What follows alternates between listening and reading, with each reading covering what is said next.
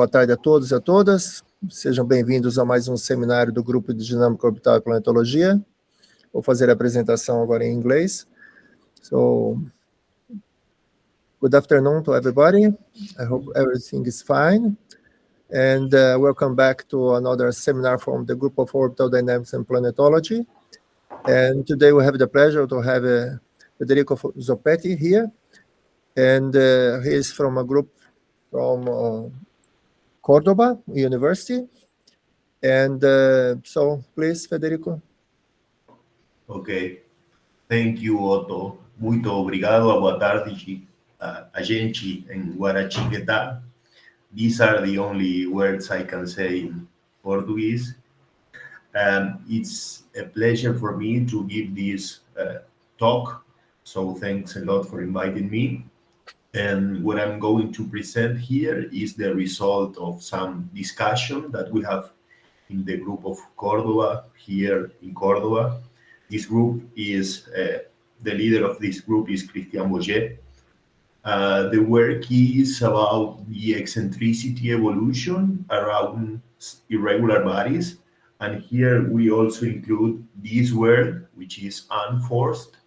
And hopefully at the end of my talk or at the middle of my talk, you can understand how I'm talking about this new word here, unforced. So if you can hear me well, I can start. The motivation of this work is some recent observations regarding the recent discovery of narrow rings around minor bodies. Up to today, about four systems of rings are expected to be orbiting minor bodies, different minor bodies in the solar system.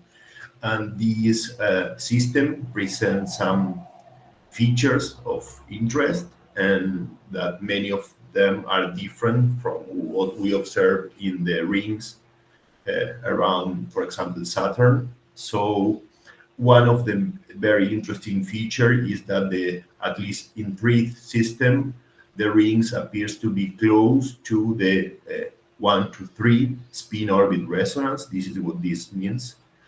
And this is something that we explored in this paper here, the last year, trying to explain why these rings may be close to this resonance. And in particular, Chariclo system of rings is one of the best observed. And there are two main features here that are important for us. One of them is that Chariclo has two sharp-edged rings, but no Shepherd moon have been detected in that system. So it is important to explain how these rings may be constrained in a small region without the Shepherd moons. And another important feature for us and as motivation of this work is that the eccentricity, according to this paper of Morgado, the eccentricity of these two rings around Chariclo is small, but not zero. So it has some eccentricity. Each of it has some eccentricity. And if we have an eccentric ring, we can infer that the interaction between the particles inside is reached, for example, by means of particle-particle interactions. So some question that comes from this observational feature that we made is, or people made, is how this system of rings can be formed, how was the past orbital evolution of the particles inside. And in addition, if we, for example, assume that these rings were disks in the past, so if the system formed as a result of an impact that creates a disk and particles and stuff, so which was the confinement process from a disk to a ring? And for example, if we know that the ring is eccentric, what is the eccentricity excitation mechanism, for example? So this is what motivates us to think in this problem. How is the eccentricity evolution of particles that are interacting in the sense that they are dissipating energy due to collision, for example, and in the case in which the central body is a deformed one, is a body that with a permanent deformation. So just as a reminder of what we know in the of the eccentricity evolution in the case of particles around a binary. This is not the case that we want to study, but we want to study a particle around a deformed body, but just as an inspiration, we review what we know about the particle evolution about the binary. So, for example, if we have a problem like this, in which we have a central binary with some semi-major axis and eccentricity, and a particle outside. What we know, for example, is that if this particle is close to this perturber, what we have is that as in the long-term evolution, we have that the pericenter of these particles will circulate, and the eccentricity is expected to be close to some equilibrium that appears on the secular dynamics in these cases, which is called the forced eccentricity. So just to clarify this here with a simulation, here we consider a particle around a binary with some parameters and with some orbital elements that are classical or standard. And what we observe regarding the eccentricity evolution of the particles is something like this. You can see long term, because the period is large, long term oscillations in the eccentricity with a period which is related to the circulating period of the pericenter of the particle. So this line here represents this period. But what happens if we, to that particle, we also consider some dissipation in addition to the gravitational dynamic. This dissipation may come from, example, from an interaction with the disk through aerodynamical drag, or may come from any dissipative physics. So if this is the case, then these amplitudes are damped because they are related to the free eccentricity, and the particles start to oscillate around an equilibrium, which is the forced eccentricity. So the orange curves here represent the evolution, the eccentricity evolution on long time scales of a particle that is in which we include also some dissipation. For example, in this simulation, we did it with a Stokes type force. So there are models trying to explain these or to approach to this equilibrium here. For example, the paper of Moriwaki in Nakagawa of 24. In this model, they classically use the perturbing function, and they average over the fast angle, and then basically find the equilibrium points of the secular dynamics, and they can find under some approximation and some truncation in eccentricities and semi-major axis, they can find an expression for this forced eccentricity here as a function of parameters that depends on the binary configuration, masses, and also orbital eccentricity. So the thing here, what we observe is what happens if, for example, we have the case in which the eccentricity of the perturber is zero, or in the same way, if the mass of the secondary is the same as the mass of the primary. In both cases, we expect from this analytical approximation, but this can also be checked by numerical simulation, that this forced eccentricity goes to zero. So, however, we perform numerical simulation of these cases. Here we repeat the initial conditions, but with the exception that in this case we have a perturber in circular orbit, and what we observe is that as expected, the fourth eccentricity predicted by the analytical model is 0, but the eccentricity does not go to 0, but exhibit this oscillation that you can see here. But in this case, the period of this oscillation is related to the mean motion of the particle. So this period is much shorter than in the secular case. And also you can see that, maybe you cannot see, but you can believe that this eccentricity is much smaller in comparison with the case of the previous case.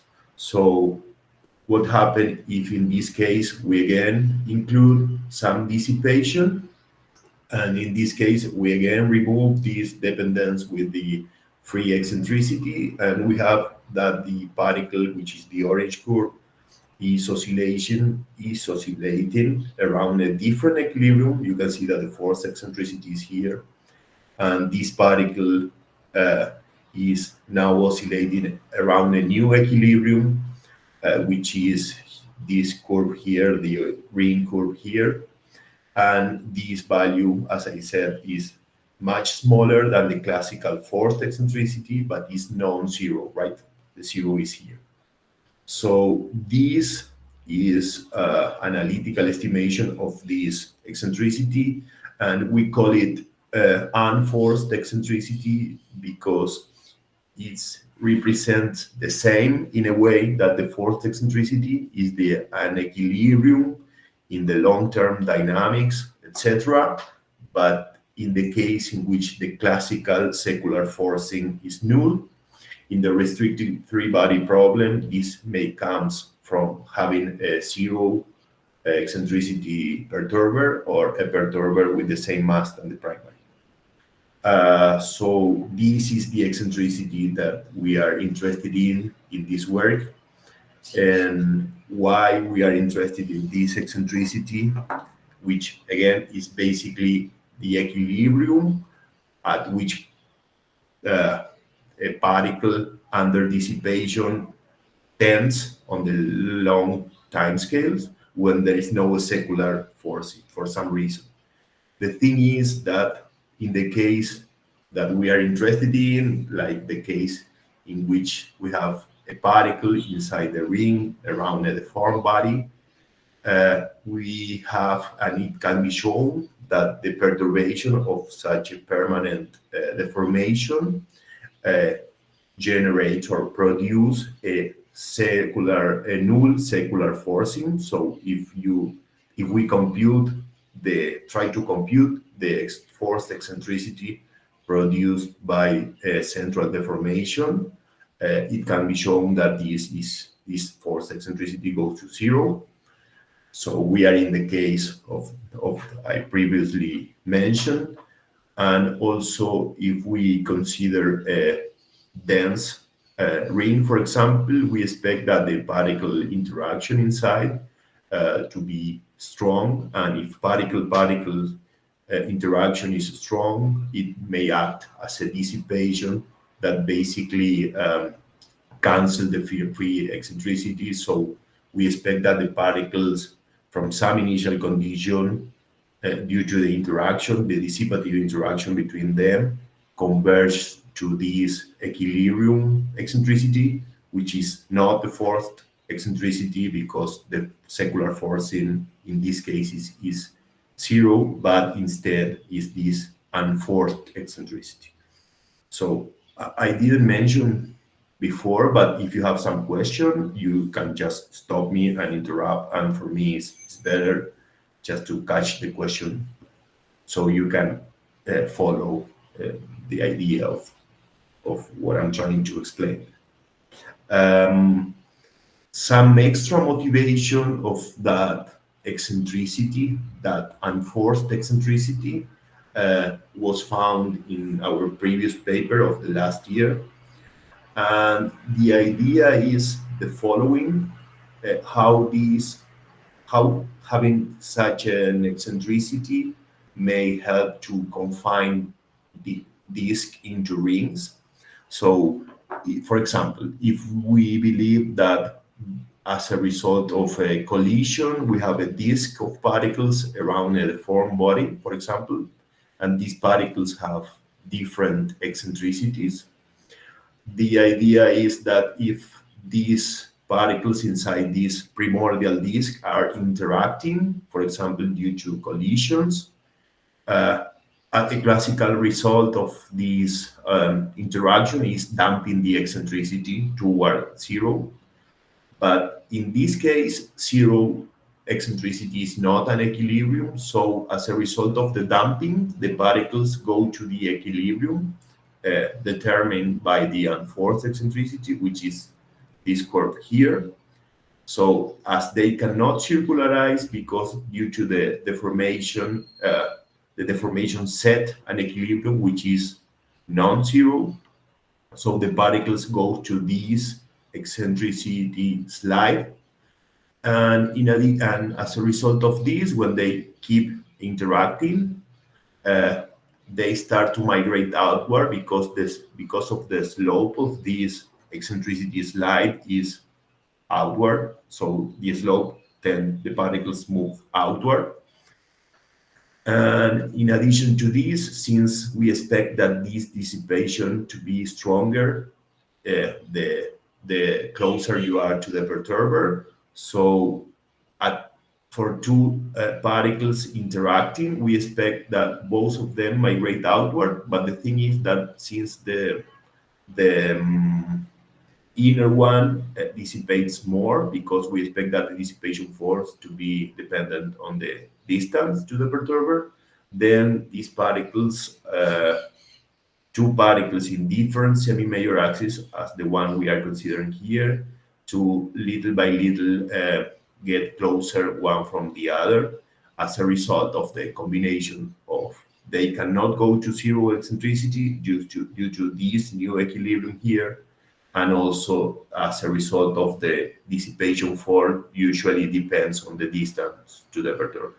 So the presence of this eccentricity slide, equilibrium eccentricity slide, may help to confine particles. As you can see here, the particles are confined in the sense that they occupy a narrower region, but they keep migrating outward because if the dissipation is still working. So that's an extra motivation for us for studying this unforced eccentricity. So what was the idea of our work? Basically trying to compute in an analytical way this unforced eccentricity, and in particular around a deformed body, because this eccentricity is important around the deformed body because the classical forced eccentricity, again, is zero in these cases. And to model the shape of this deformation, we consider two simple and standard cases in which the deformation of the central body is basically a mass anomaly on the surface. In this case, we are considering that the deformation is just a body inside, in which at certain radius, which is the radius of the body, you have another mass, and this mass is orbiting the central body at the frequency given by the rotation of the central body. I know that many of you already know these kind of models. And also we consider the possibility that the central body is better approached by a triaxial ellipsoid. So the idea is trying to see if some of these analytical models can fit the observation, in particular for Chariclo, which is a system in which the eccentricity of the rings is constrained by this paper of Morgado.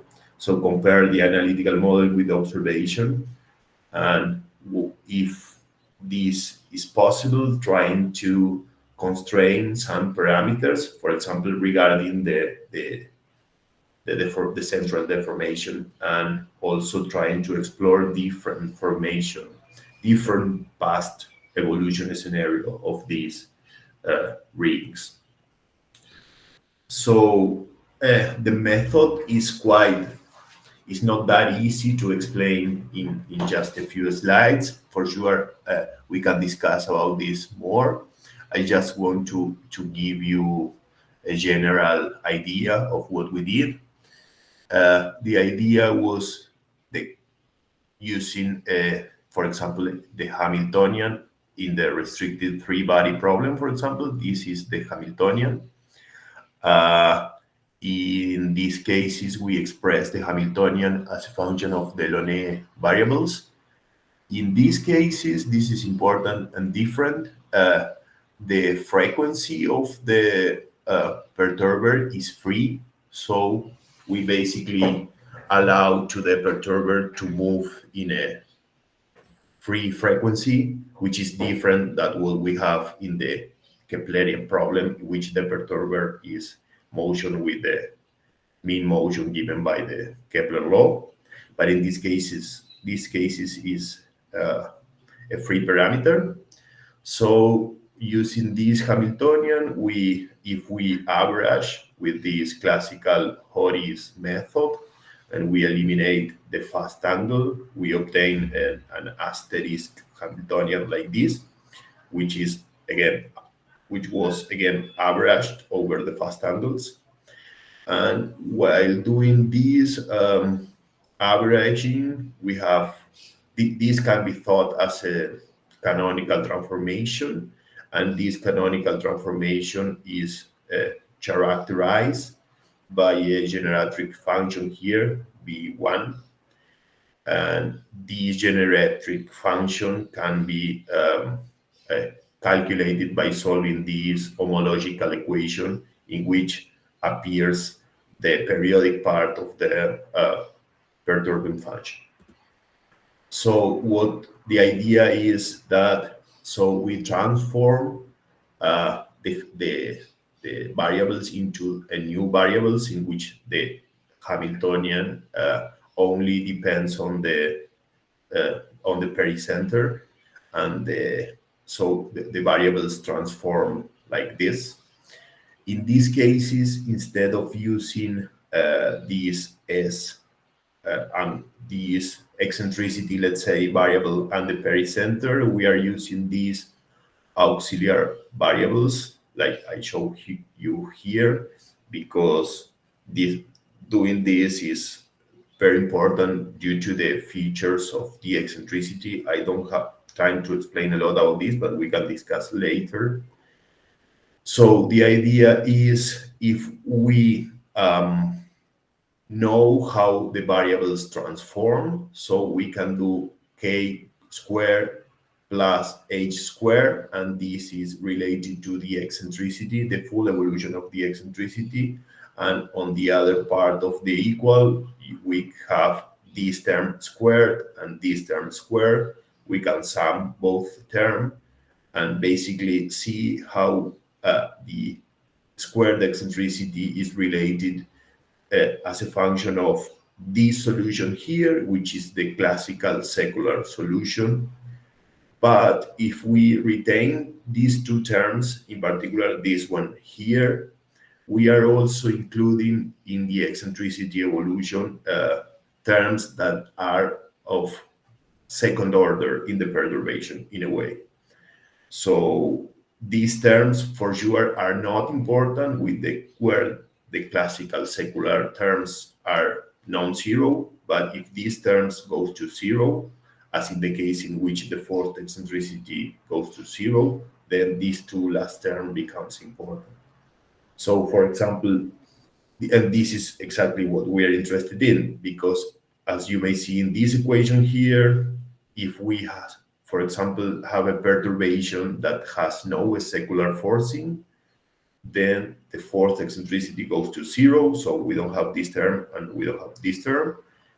And also, if we think that some dissipation is also acting, which damp this EP here, which is the free eccentricity. So we also don't have this term here.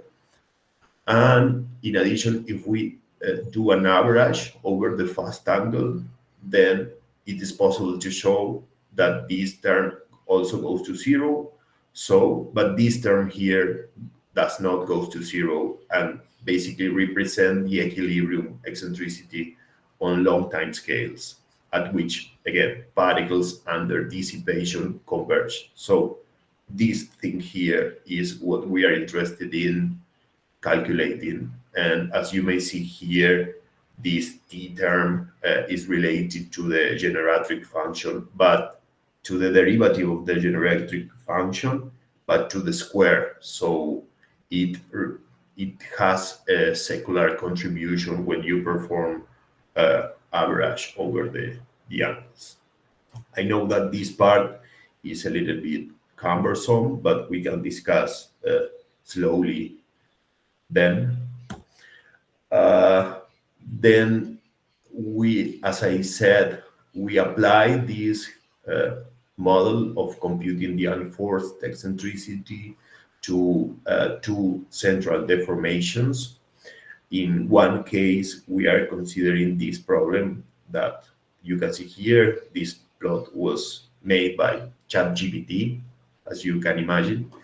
And if we consider that the mass of the central body is m0 and the anomaly is m1 and is fixed as some radius r0, and this system is rotating with some frequency omega, then it is possible to write this perturbation on a particle here, for example, as in this, as you can see here. For example, I'm following this paper for writing this perturbation. These vectors are basically the Jacobian vectors. So in these cases, we used a Jacobian frame. And if you apply all the model I talked about recently to compute the unforced eccentricity in these cases, we obtain an expression like this. For sure, I just want to mention some things, but I don't want you to pay a lot of attention to the calculus. This expression here was truncated up to the second order in semi-major axis radio, which is basically R0 divided by the semi-major axis of the particle. So I'm neglecting these terms here. And also we consider a truncation in the eccentricity of the particle just as up to the first order in eccentricity. What you may see here is that you have, for example, a non-zero eccentricity even if the perturber is circular. I mean, this eccentricity is never null. This is what is important for us. And if we compare this eccentricity with the classical forced eccentricity, this one is never null. And so you always have some eccentricity in the particles, but depends on the square of this distance radio. So this eccentricity very quickly goes to zero if you consider far away particles. And another important thing here is that we have singularities, and this is related to the way in which this eccentricity is defined. Basically, we need the generatric function, and the generatric function is singular in the spin orbit resonance. So this model is not valid, as you can imagine, for spin orbit resonance. But the thing is that as you have this frequency here, even far for the spin orbit resonance, if we have some slow rotator body, then this eccentricity, if the rotation is slow, then these terms and these terms contribute something to the excitation of the unforced eccentricity. So the fact of having slow rotators increases this unforced eccentricity, this unforced equilibrium. So what I'm showing here is the following. Here we perform numerical simulation of a particle in which we also include some dissipation on this particle, and we let the particles migrate inwards, and this is what you can see in gray curve. And then what you can see, we perform it for two different rotators, rotation velocity of the central body. This N1 here is the Keplerian frequency. So we are in the top panel, we are close to the Keplerian frequency. And in the bottom panel, we are rotating much slower at half of the Keplerian frequency. So this is the case of slow rotator, and this is the case of almost a Keplerian rotator. The dark black curve here is just the N-body model filter, in which we use a low-pass filter just to have the mean behavior of this simulation here. And also what you can see here in green curves is the result of our analytical estimation. As you may see, the model appears to fit well. And also, if we compare, you have to be careful that in this case, the distance, the particle can go closer to the perturber, as you may see here. And this is because in this case, the system is less chaotic. So the instability region, let's say, is smaller, so the particles can go much closer to the perturber. But in this case here, the opposite occurs, and the particles can just reach this distance here. And if we compare at the same distance, one and the other, we can see that the eccentricity oscillation amplitudes is, for example, at this distance here, the eccentricity oscillation amplitudes are higher in the case of slow rotators, as you may see here, comparing this thing here and this thing here. Just take care that we are not using the same scales on the x-axis and also on the y-axis, I-axis, yes. But you can believe me that the oscillation amplitudes in the slow rotator, for a slow rotator inner body, are higher in comparison with this case here. And for these reasons, the mean value, the mean equilibrium value is higher in this case here. For this case, in which we are considered that the central body is a body with a mass anomaly, we also perform dynamical maps, as you may see here. A dynamical map is basically the grid.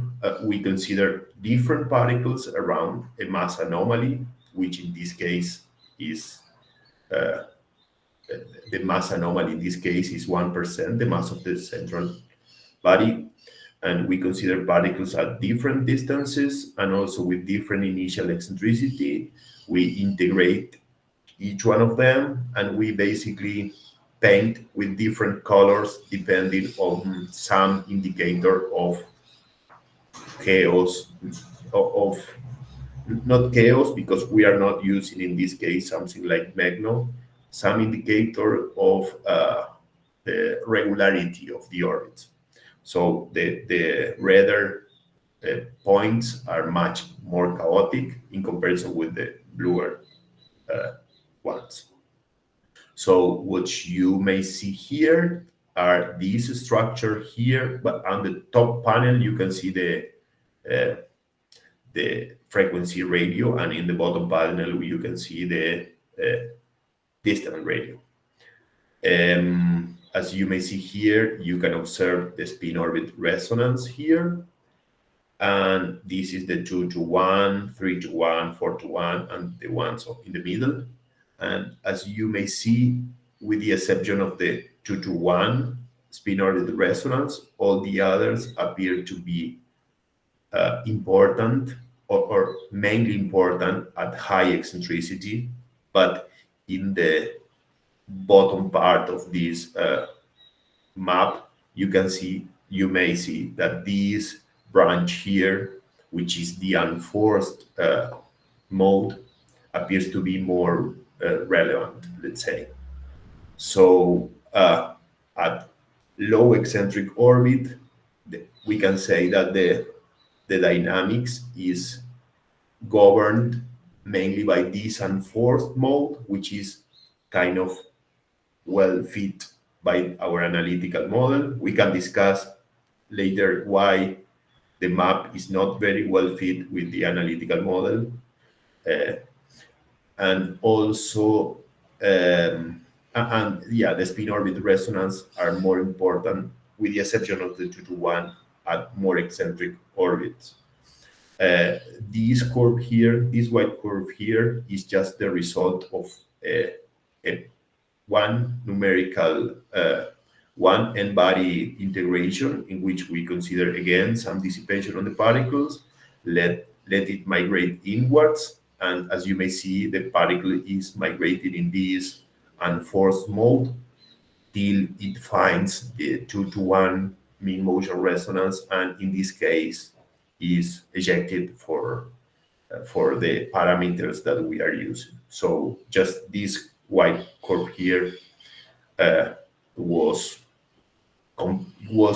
there to show that the particle follow this unforced way till it finds some spin orbit resonance. In this case, the 2-to-1. And for the case, so we also apply this model to in the case in which the central body is a triaxial ellipsoid rotated with some frequency here. And in this case, the perturbation can be written following, for example, this paper here in an expression like this. So we again put this expression in our method for computing the unforced eccentricity. And what we obtain for these cases is kind of similar to what we obtain for the mass anomaly case. But in this case, it depends on the two parameters that describe basically the shape of the central ellipsoid, the C20, which is basically the polar flattening, and the C22, which is basically a term that depends on the prolapticity of the body.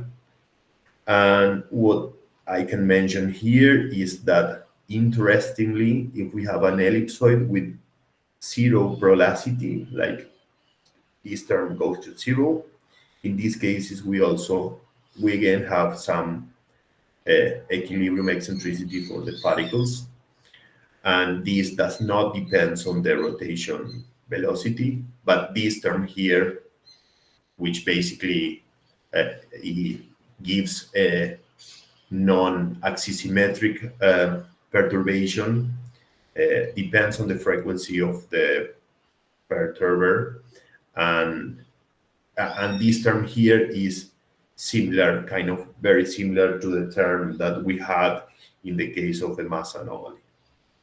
Again, in these cases, we are using just a model up to a quadrupolar model, so we obtain a quadrupolar expression for the eccentricity, so we are truncating these terms here. So we repeated the same type of simulation, but in this case, considering two types of ellipsoid, let's say. In the top panel, I show you the dragged eccentricity evolution of a particle that is migrated inward due to this drag, and with the same color convention. The gray curve here represents the result of pure dragged n-body code, while the black is its filtered version, and the green curve here is the result of our analytical model. In the top panel, I'm showing the case in which the central ellipsoid is like an oblated spheroid, in which the polar axis is smaller than the other two, which are equal. So we have like something like this, like a lentil. We say lenteja in Spanish. And in this case here, we have the case in which the two, the B axis is the same that the C axis, but these two are smaller than the A axis. So we have the kind of the strongest prolateness. Something that is interesting for me is that in the case of in which we only have a C20, since we have like a radial force, a radial perturbation, we don't have any spin orbit resonance, and the evolution of the eccentricity of the particle is quite smooth, so it can reach a position very close to the perturber. As you may see here, at some point the model start to underestimate the behavior of the simulation, and this is due to the truncation in the eccentricity, no in the optopolar approximation, because in both in the simulation and also in the model we are using the same truncation in the semi-major axis radio. And in the case in which the central body is a prolate ellipsoid, you can see that the particle eccentricity evolution is much more irregular, basically due to the appearance of spin orbit resonances due to the non-axisymmetry form of the central potential, yes. So the particle can only reach this distance, and after, if it keep migrating, it is ejected, for example. And in both cases, you can see that the model fit well, the analytical model fit well. Not in this case, as I said, because we are going very close to the perturber and to high eccentricities. And what else? Yeah, that's what I wanted to say. And again, we perform a dynamical map of particles around an ellipsoidal body. In this case, we consider an ellipsoid like a Chariclo-like system, and for the central form of the body, we consider an ellipsoid as the one fit by Morgado. And what you basically can see is almost the same that appeared in the previous map. But in these cases, the spin orbit resonance appeared to be even more weaker. And this is because for this semi-axis election, the non-axisymmetric part of the potential is smaller, so the spin orbit resonance are just basically less intense. So it is not correct to compare this map with the previous one, just if they were the same thing. In these cases, we have a stronger J2 perturbation. And also here we have some problem by fitting the maps that we can discuss later what they are related to, but I think it's maybe not very, very important. And finally, we try to, I'm not sure what time is it. Oh, I think I'm always late. And what I'm trying to show here is what we did. In this work, we try to apply the result of our model, trying to say something about the eccentricity of Chariclo's ring. So for doing that, we perform a plot like this, which is kind of very messy, but I try to explain now. These two rectangles, red rectangles, represent in this panel the eccentricity of Chariclo rings in this space of semi-major axis radio and eccentricity.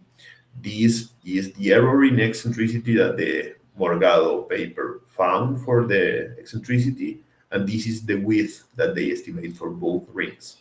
So if we pay attention to these two curves here, we basically try to fit the eccentricity of the central ring by changing the mu that we needed to do it in our analytical model, and just two different colors because we wanted to change the mass of Chariclo, which is not well determined, so we consider the two extreme cases. Changing the mass of Chariclo is important in our model because it basically changed the frequency, the mean frequency of this particle here.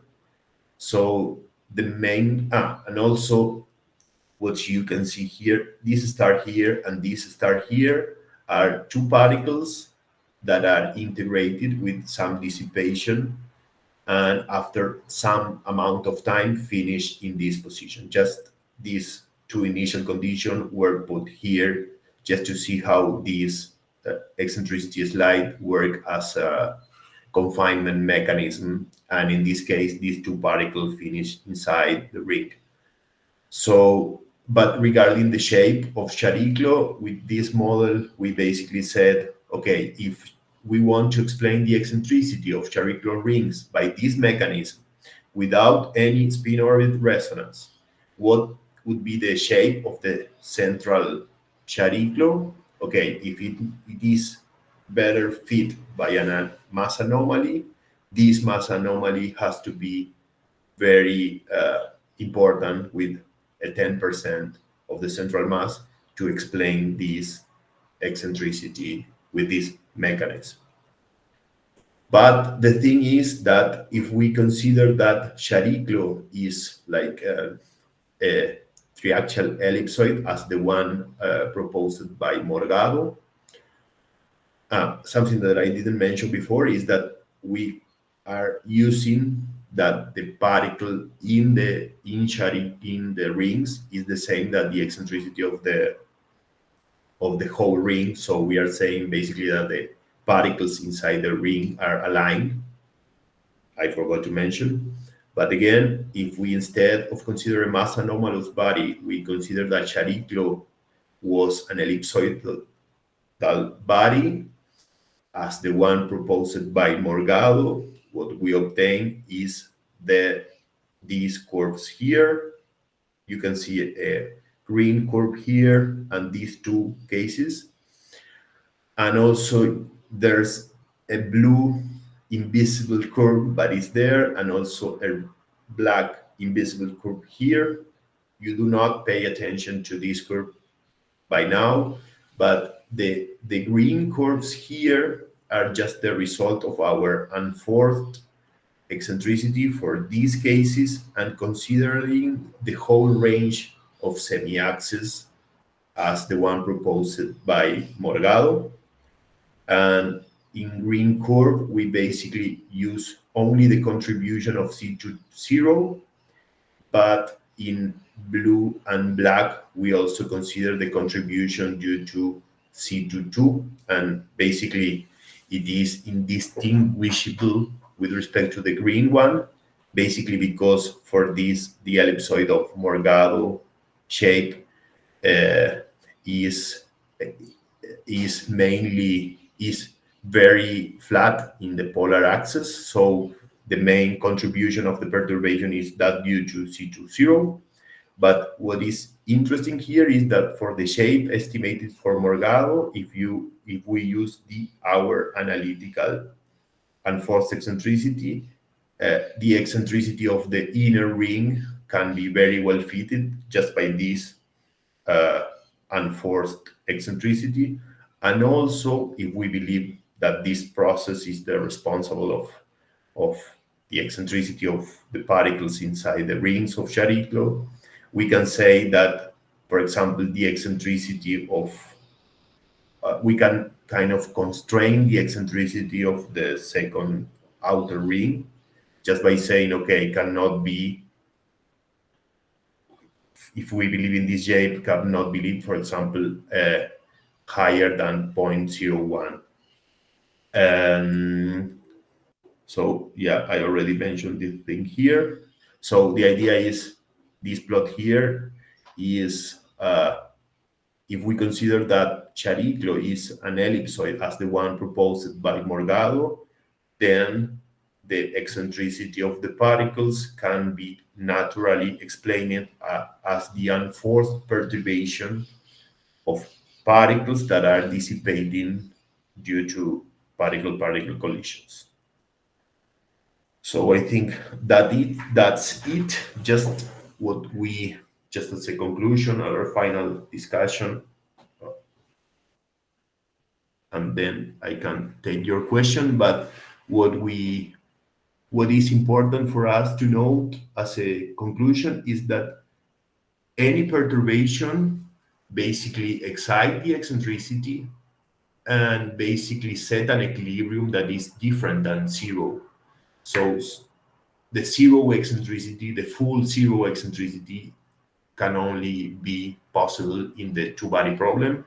In any perturbed two-body problem, the zero eccentricity is not possible, even if we have zero forcing, zero secular forcing. So again, this unforced eccentricity is only important in the case in which the classical secular forcing is negligible, but this turned to be the case of the perturbation due to some permanent deformation, and that's why this eccentricity was important for us. And in addition, the presence of such equilibrium may act as an eccentricity slide. We call eccentricity slide that may help particles to confine, basically because they set an equilibrium different to zero, and this equilibrium is higher, closer to the perturber. So the particles that try to be close to the perturber basically feel the pressure of the slide, and they try to migrate outwards due to the slope. And okay, we just use this eccentricity for the case of Chariclo, and what we conclude there is saying, okay, if the eccentricity and the past evolution of Chariclo rings are not related to any spin-orbit resonance, then the eccentricity of both rings may be explained just as the perturbation due to the G2 of Chariclo on particles that are interacting and dissipating energy due to this interaction. That's it. Muito obrigado.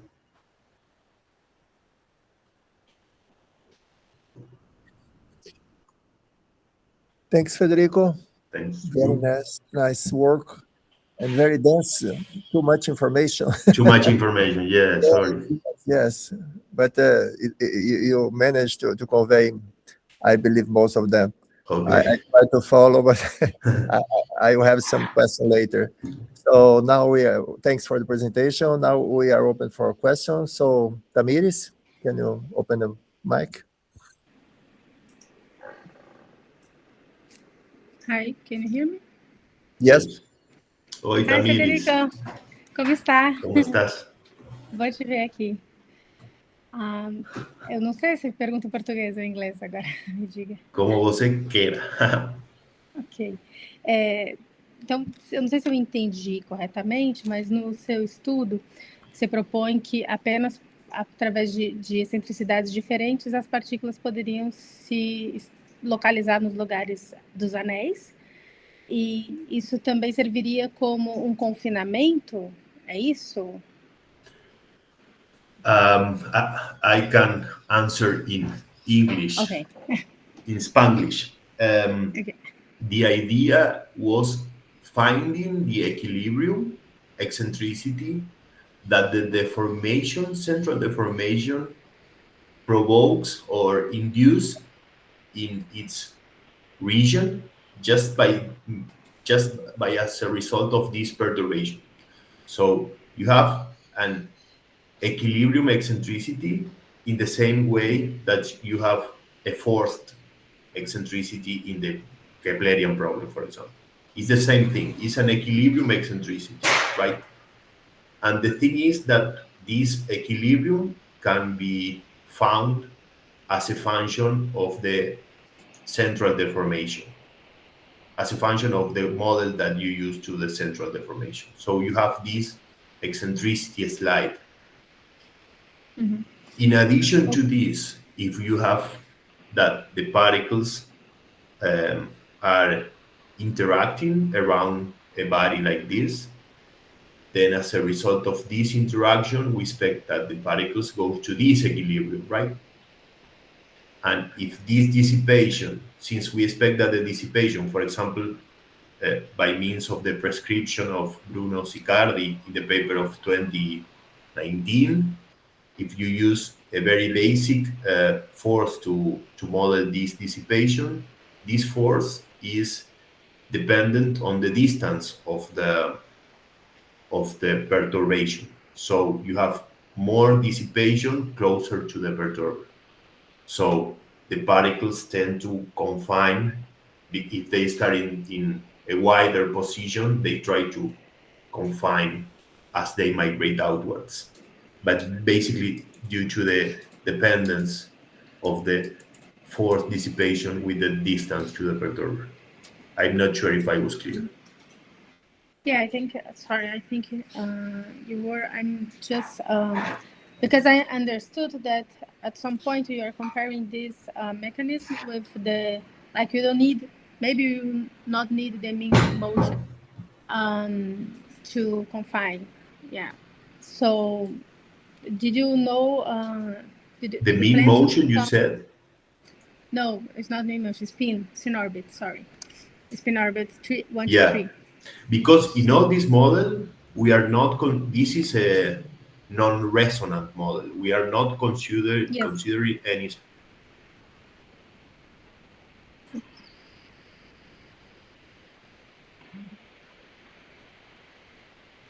You're back. I think you're just frozen. Sorry.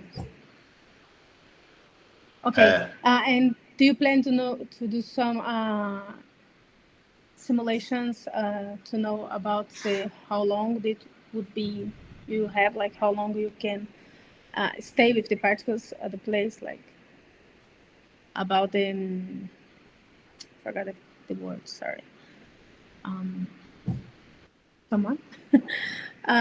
If you can stay with the particles in the same place only with this effect. Yeah, Like that's a very confinement important question. That's a very good forgot the question. word. I didn't mention, but in our model, we just have an equilibrium in the eccentricities, but no in semi-major axis. So in this simulation I'm showing you here, I just stop the simulation at some point that basically coincides with the position of the ring, right? This model predicts that the particles keep migrating outwards, right? Okay. So we are kind of explaining the eccentricity by this perturbation, but the semi-major axis we just explaining like saying, okay, for some reason at that point the particles stop the dissipation or the times finishes. I don't know. Okay. But this. Thank you very much, Federico. Thanks to you. Obrigado. Very nice. Okay, thanks, Damiris. Somebody else? Any other question?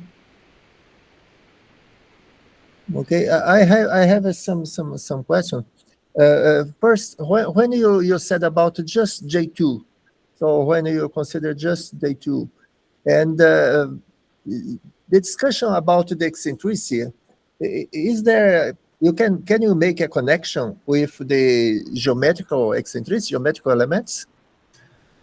We've been discussing a lot in this eccentricity because it was kind of very weird for us. And we were thinking a lot if it was not related to some kind of artificial thing that appears because we are not in the best central potential frame or something like this. The thing is that if we didn't do it, but if we use geometrical elements instead of what we are using, we expect that the oscillation to be smaller, right? But this, again, in that cases, you still have some oscillation in eccentricity, which basically set the equilibrium. So we kind of trust this paper is still, we didn't send it. We are hopefully sending this paper next week. But the thing is, our eccentricity, let's say something like this, we expect is not an artificial mechanism of we are not using the proper elements. But we interpret that, again, any perturbation that you may have on a zero eccentricity orbit basically excite the eccentricity.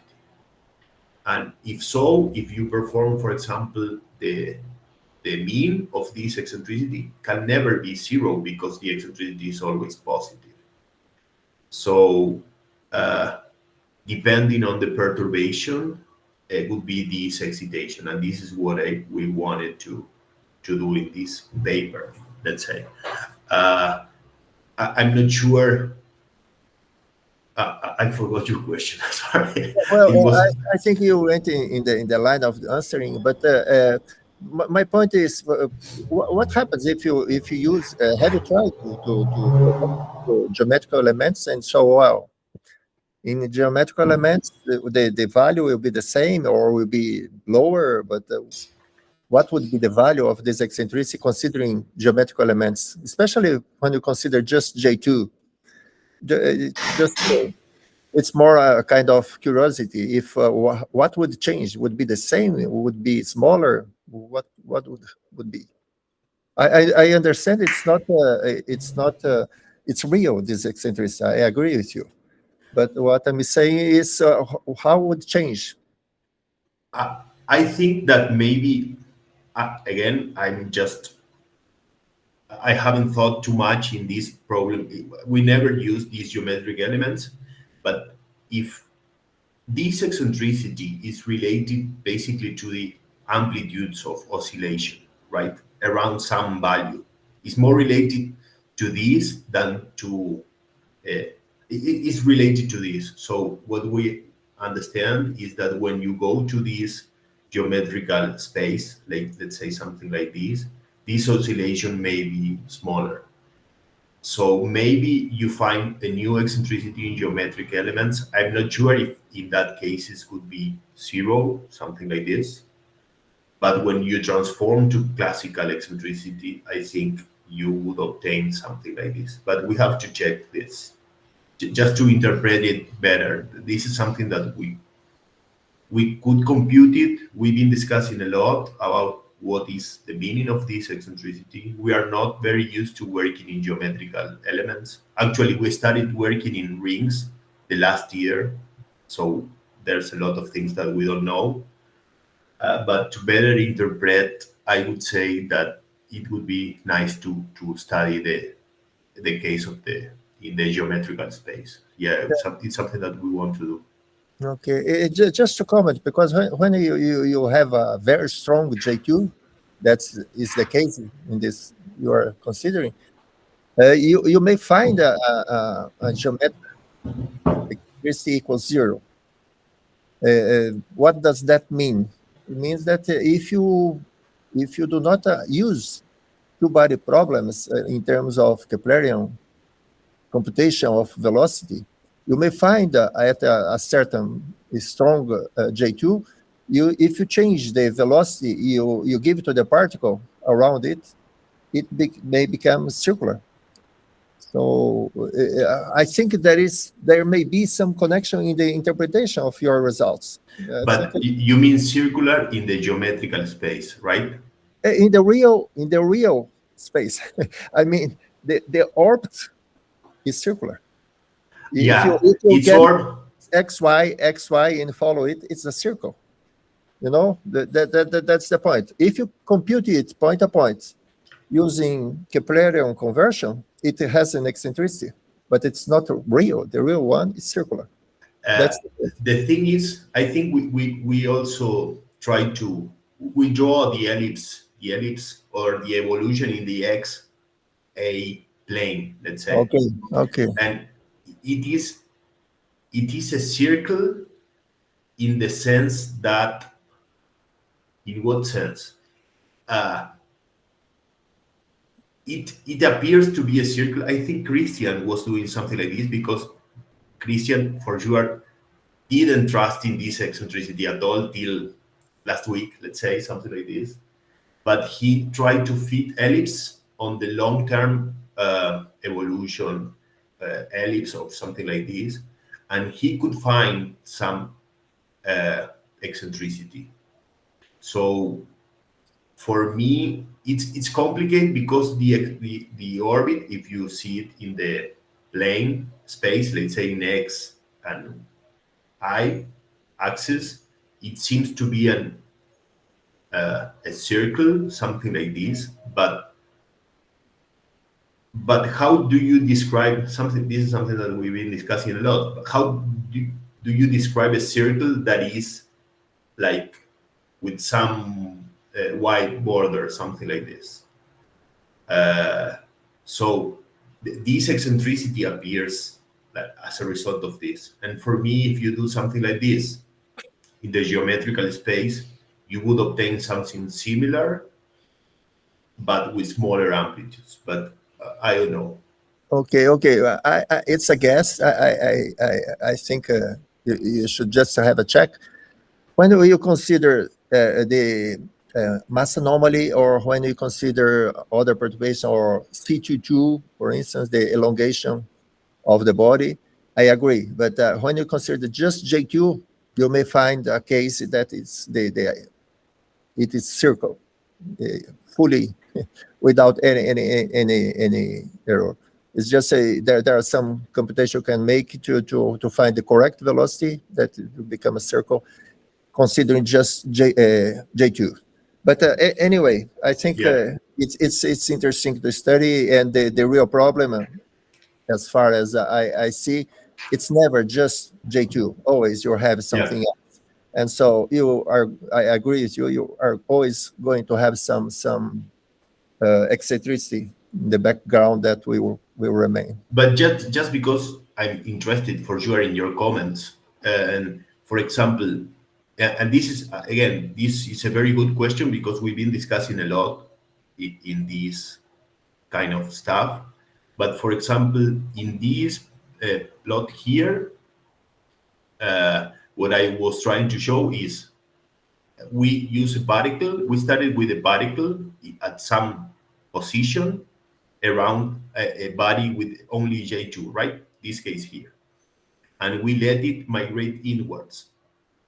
This is quite easy to do in an n-body code. We just use, we include a central potential like due to this, and we incorporate it to the n-body code. And what we see is that the particle is migrating inward. This is only due to the dissipation, and the eccentricity, the mean eccentricity is no zero, and is kind of fit by this our model.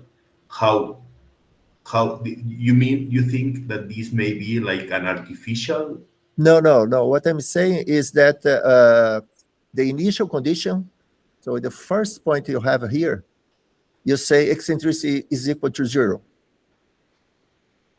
And but the actual eccentricity is not 0. If you plot the first point you have in your initial condition, you will have if you just give see the orbit without migration, without anything, it will be an ellipse.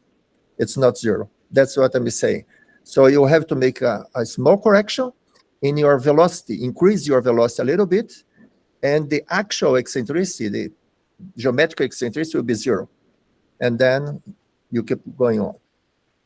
So it will start from the 0, actual 0, not when you have the J2, strong J2, especially strong J2, if you give the position and velocity of a particle using Keplerian problem, the actual orbit is eccentric.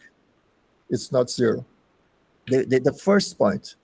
Yeah, I can study better the problem and then ask you. But in this case, this equilibrium value is supposed to should be independent on the initial condition. So the value at which you go is here in all our simulation I'm showing here, we included some drag that make the particles go to these equilibrium. That's something would be nice to see. Yeah, thank you. I understand. No, obrigado. Just And make I'm sure you have a point there, because we've been thinking a lot in this, and we haven't studied too much the geometrical interpretation. Just a suggestion. Okay. And another question. Anybody has another question? I have one, but okay. Just another one. It's connected with what Tamiri said. So you have that migration, and you have two rings. So the point is, so if you have two different, let's say, density of particles, that would be the definition of how far they go, or that in your model. Is that what you mean? So you have more dissipation, it can go further in the migration. Is that what you conclude? Yeah. No, I think we just were happy when we compared the eccentricity of the particles with the result of our analytical model, where we use the shape of Morgado, just this. So we say maybe the eccentricity of the particle in the ring should be related just to the perturbation of the central body onto particles that are interacting. But we cannot explain how can we explain that you cannot have particles in between the rings? We cannot explain something like this. What we do kind of can explain is this mechanism of confinement, right? Because here, with the presence of this eccentricity slide, you start with two particles separated in semi-major axis, for example, that due to the presence of this eccentricity slide that this is stronger for closing particles, then you accumulate it after some point, right? But we cannot explain many features of these, for example, the gap in between the rings, for example. Okay, no. I think, correct me if I'm wrong. So you have these two red rectangles that are the two rings. Mm-hmm. The outer one is more dense. Is that right? I don't know, honestly. Okay. Because what I was thinking is that using your model, if you could predict, once you have, for instance, two rings, as in this case, and it depends on the migration. Yes. And depends on the viscosity, let's say Yeah, for the migration, for the dissipation, we only use this force of CRD, which depends on an eta parameter or something. Yes, but it has a connection. If you have a dense, let's say two rings, one is more dense than the other, so the dissipation is stronger in one than the other, and so one would be migrate more than the other. So you could make that discussion. You do not need to explain the gap, but you can say, well, this ring is further, so it probably is more dense or less, or this kind of connection with the dissipation parameter, where they are now and the dissipation. Yeah, I don't know, honestly, because I don't want, for me, this model, this kind of confinement process, as I mentioned in one of the first slide, the one related to this here, for sure, these try to if you, for example, consider the ring here is a kind of more dense ring than here, for example, because just basically particles are more separated. But with this mechanism, I don't know how to explain this problem of the gap in between and stuff. And in our model, we only consider the same. We only consider the same eta parameter. So the idea is just modeling the interaction between the particles with a very basic force that just basically put the things in the equilibrium, right? This is okay. Okay. So thank you very much for the explanations, and it's a very promising work. I think, not promising, you have already very good results, very, very interesting results. Before the referee process. No, but I when I say promising, is that it can get further with that. I think it can generate even more interesting results. At some point, we were worried of having, because we've been changing the name of this eccentricity each week, and Christian was very worried about we are not having a circular orbit, but just in a wrong space. So at some point, we were having a circular eccentricity, and we expected not to we kind of believe that we are not having a circular eccentricity, but let's see if the paper think the same. Okay, good, very, very, very good. So anybody, any further question? No? So let's thank you again, Federico. Thanks to you. Congratulations for the work. And thanks for being able to give this presentation, very nice presentation. Thank you. Muito obrigado.